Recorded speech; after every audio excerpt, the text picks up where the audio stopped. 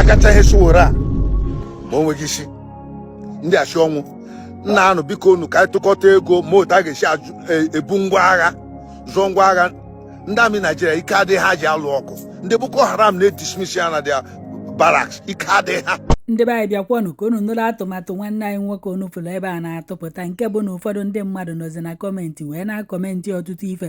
Ụfọdụ si na ala ọ tụpụtara na ọmalụ mma na fa sọpọtụrụ ya, ụfọdụ sikwanụrụ ya na o rubekwanụ nke etu anụnwa, ebe ụfọdụ sịrị ya na fa amụkwa na ya bụ nwoke na-ekwu na ọ nọ na Naịjirịa, obugodu nọ na Naịjirịa na fa amụkwa na ụmụ ya bi n'ala Igbo na ọ kpọrọ ha ụmụfa kpọpụta nship maọbụ kpojee efe obodo oyibo na ọ ya anọkwa n'ala Igbo ya na ezinụlọ ọ ya abụọ na-ada ka ọ na-ada onye ọbụla n'isi. Ebe ụfọdụ sikwanụrụ ya na ndị nke nọ n'ime ọfịa na ọkwa ka na-achọ ụfọdụ achọ asị na fa dị ndụ atị na fa anwụgwe ọkwa nke nnụsị ka m wetara unu na ukenekwa m unu.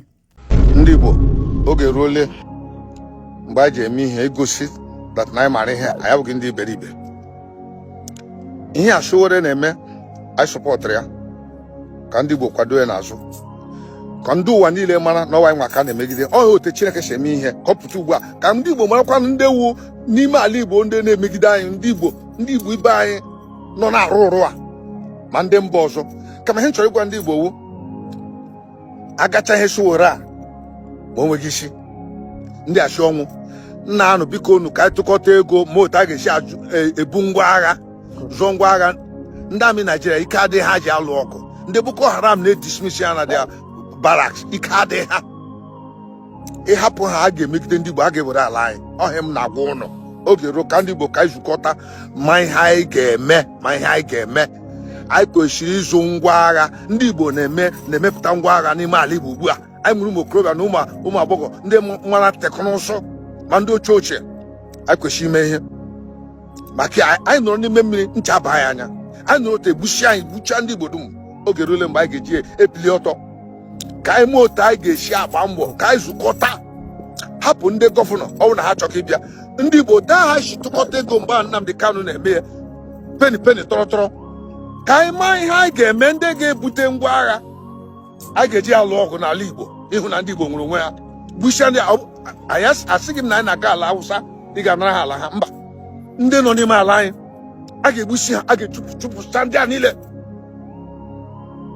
maka ichewe obi Kubana ha, ichewe Kubana high priest, ichewe ndị a niile nwere ego anaghị eme maka ihe ego ha dị tied to Nigerian government. Unu ihe m na-ekwu unu bịa ka ịtụkọta unu nye ọma mere na anyị ga-alụ maka ma ndị achọghị ka eme ihe through referendum a ga-enwe agha. The people that make peaceful changes impossible compel violent things, violent peace inevitable.